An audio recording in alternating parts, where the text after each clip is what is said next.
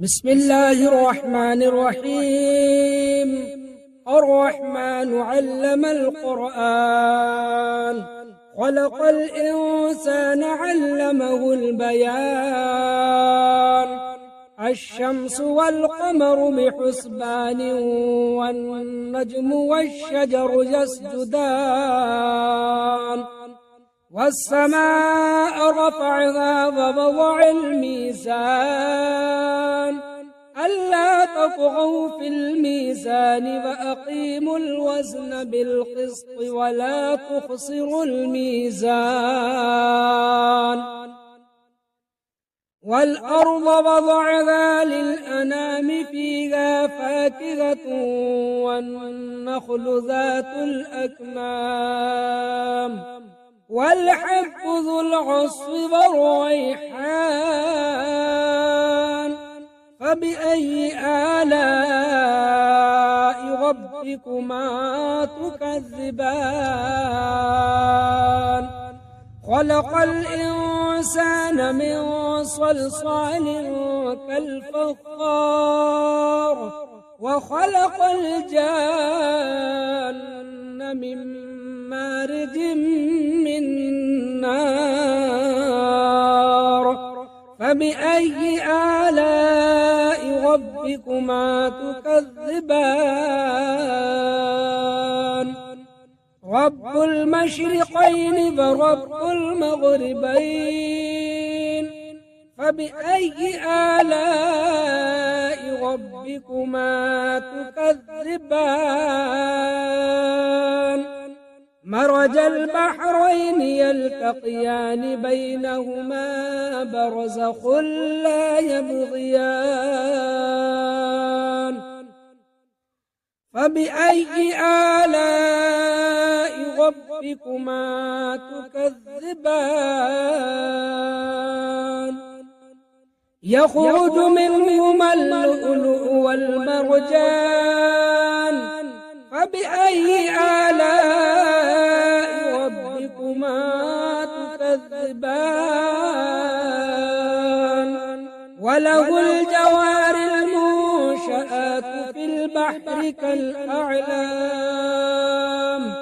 فبأي آلاء ربكما تكذبان؟ كل من عليها فان، ويبقى وجه ربك ذو الجلال والإكرام. فبأي آلاء ربكما تكذبان؟ يسأله من في السماوات والأرض، كل يوم هو في شأن. فبأي آلاء ربكما تكذبان؟ سنفرغ لكم أيها الثقلان، فبأي آلاء ربكما تكذبان؟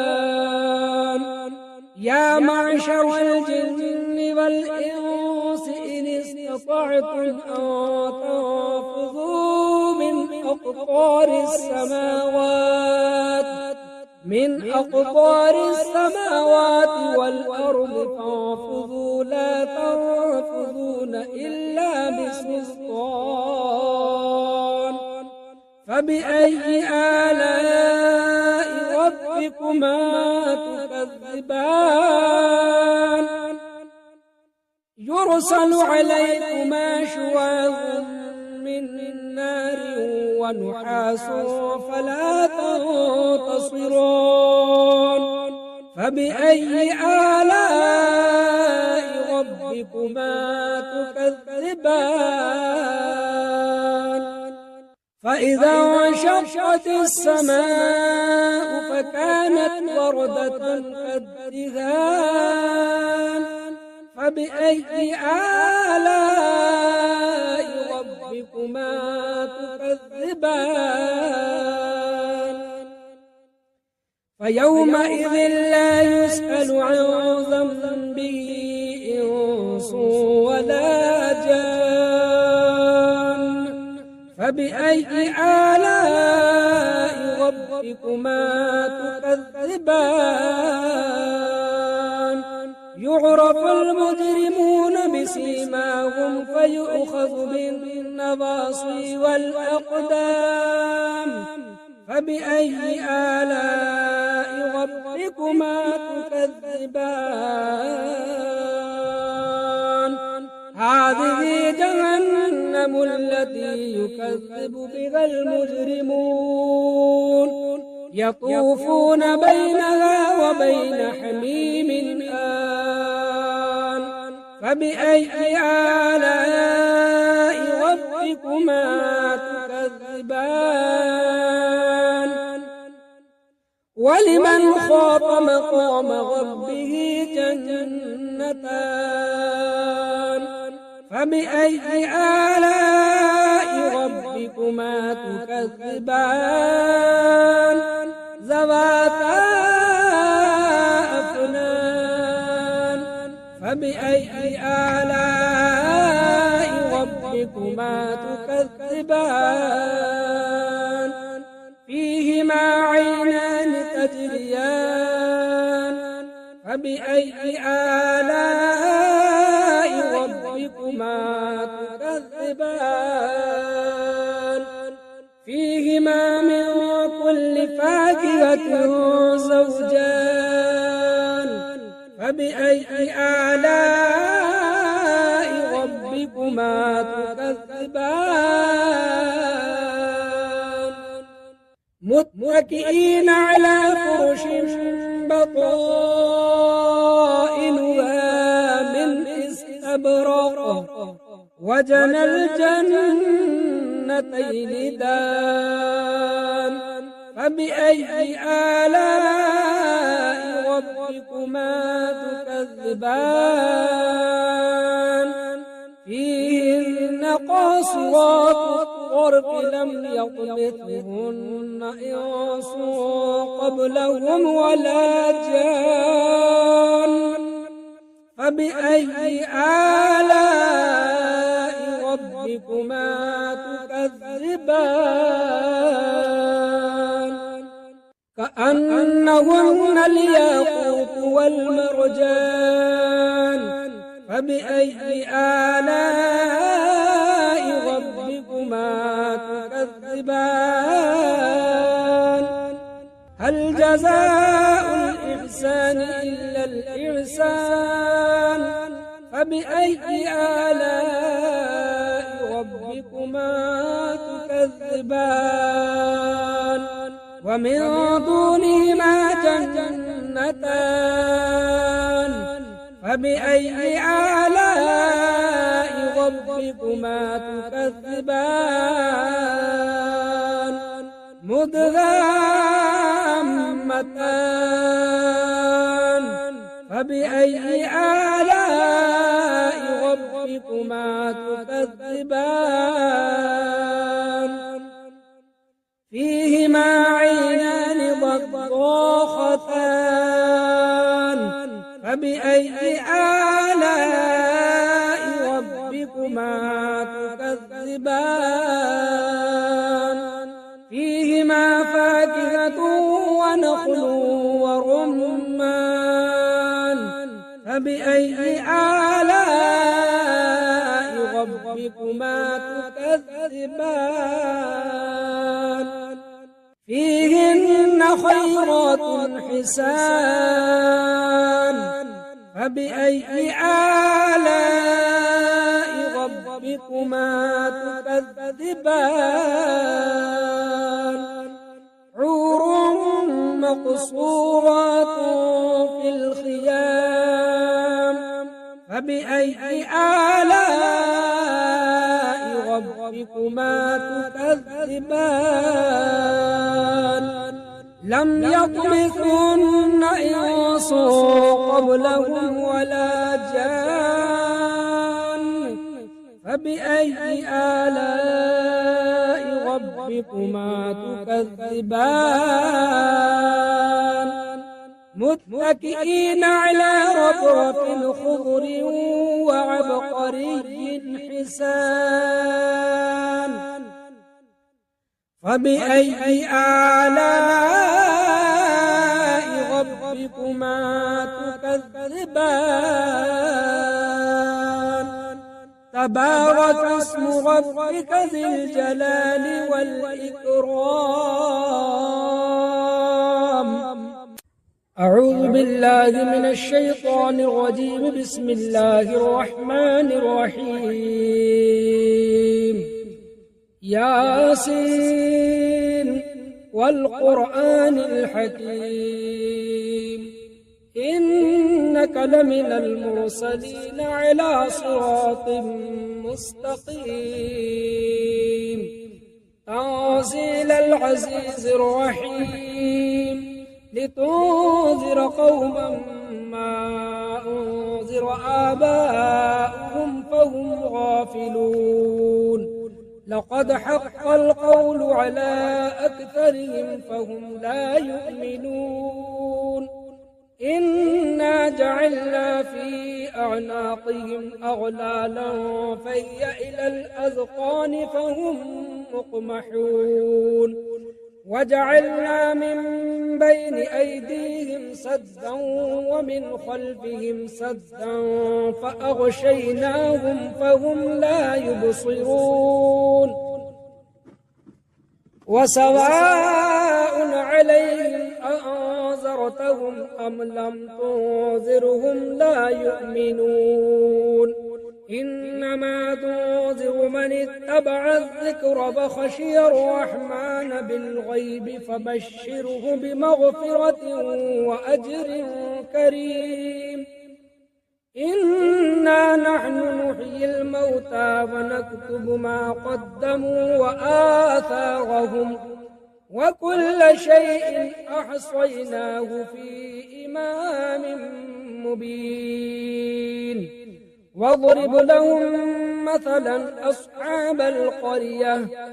إذ جاءها المرسلون إذ أرسلنا إليهم اثنين فكذبوهما فعززنا بثالث فقالوا إنا إليكم مرسلون قالوا ما أنتم إلا بشر مثلنا وما أنزل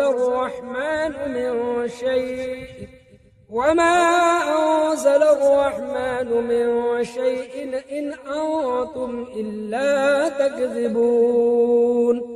قالوا ربنا يعلم إنا إليكم لمرسلون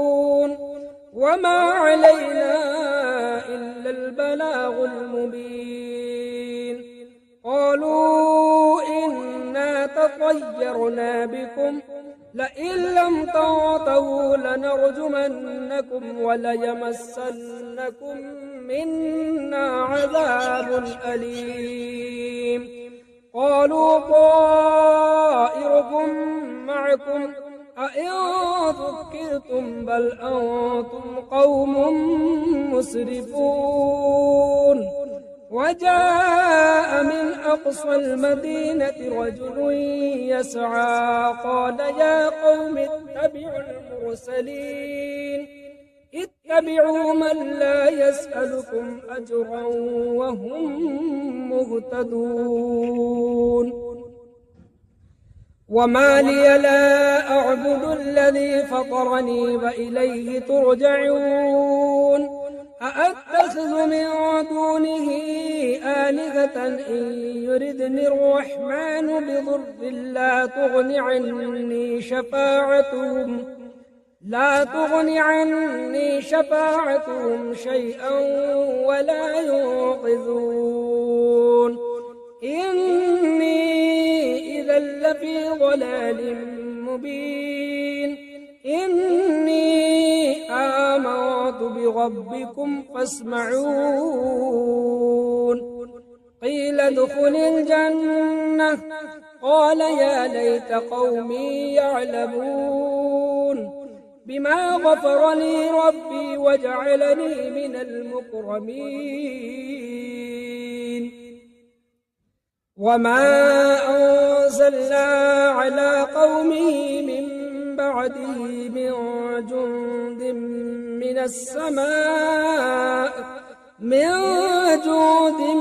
من السماء وما كنا منزلين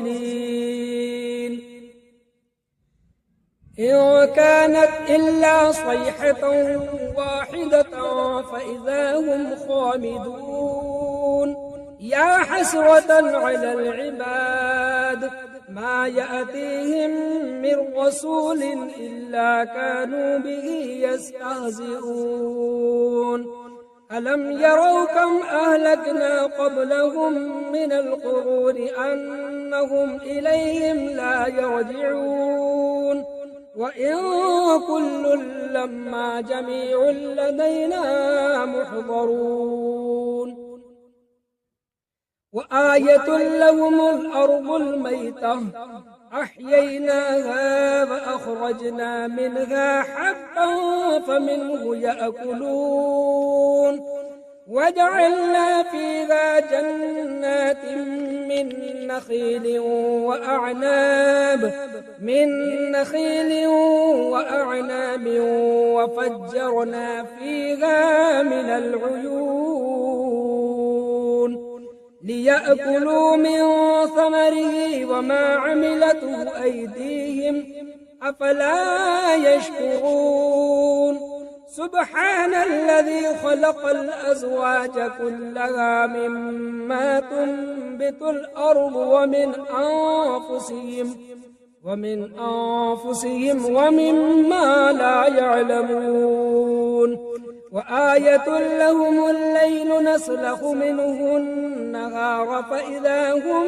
مظلمون والشمس تجري لمستقر لها ذلك تقدير العزيز العليم والقمر قدرناه منازل حتى عاد كالعرجون القديم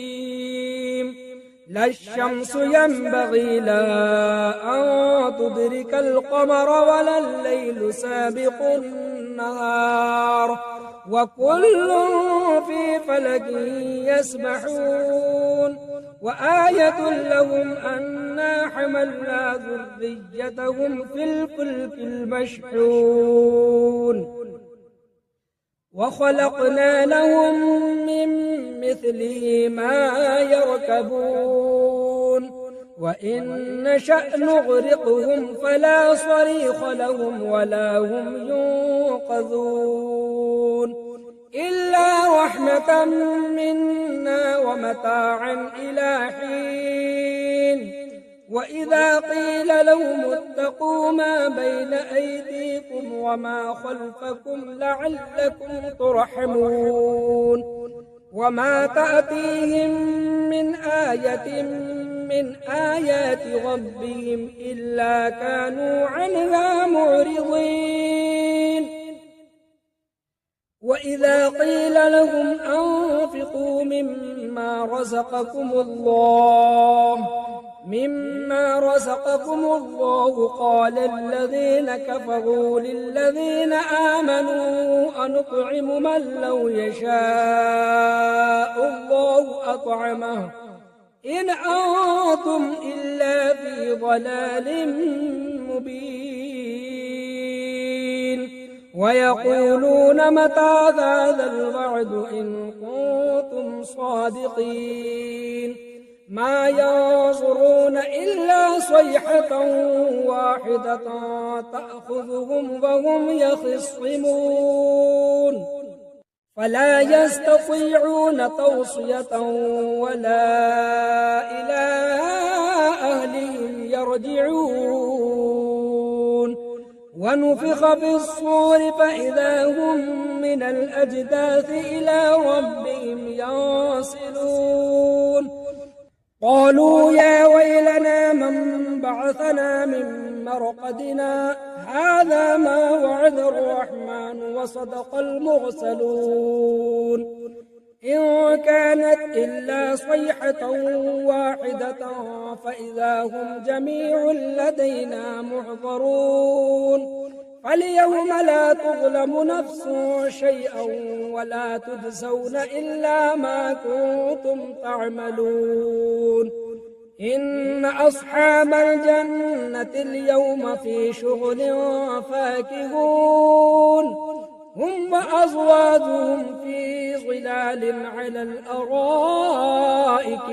متكئون لهم فيها فاكهة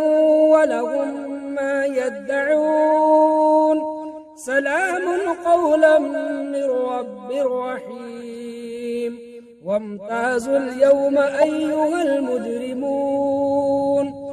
ألم أعهد إليكم يا بني آدم ألا تعبدوا الشيطان إنه لكم عدو مبين وأن اعبدوني هذا صراط مستقيم ولقد أضل منكم جبلا كثيرا أفلم تكونوا تعقلون هذه جهنم التي كنتم توعدون اصلوها اليوم بما كنتم تكفرون اليوم نختم على أفواههم وتكلمنا أيديهم وتشهد أرجلهم بما كانوا يكسبون ولو نشاء لطمسنا على أعينهم فاستبقوا الصراط فأنى يبصرون ولو نشاء لمسخناهم على مكانتهم فما استطاعوا مضيا ولا يرجعون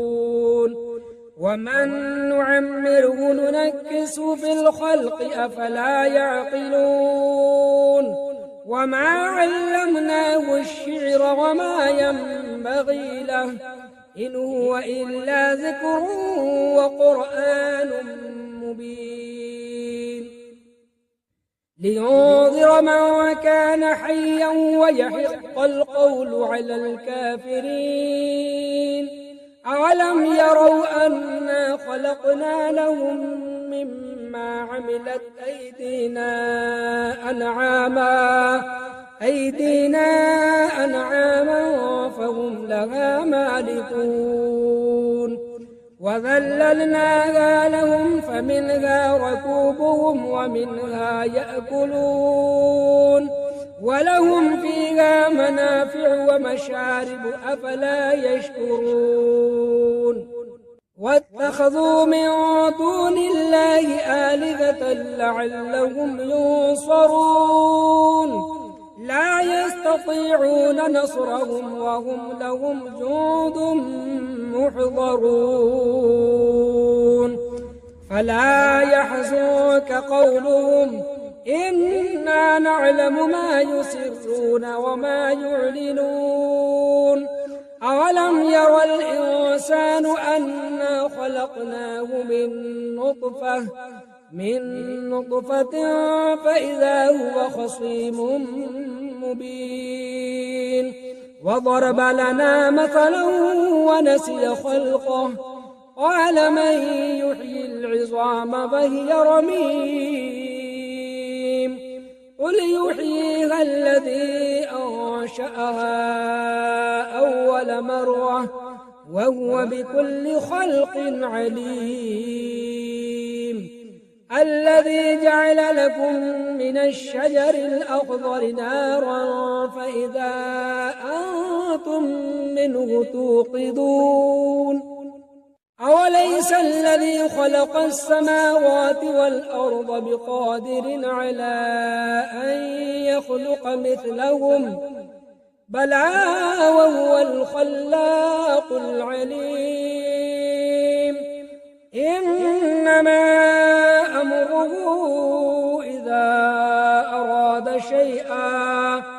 إذا أراد شيئا أن يقول له كن فيكون فسبحان الذي بيده ملكوت كل شيء وإليه ترجعون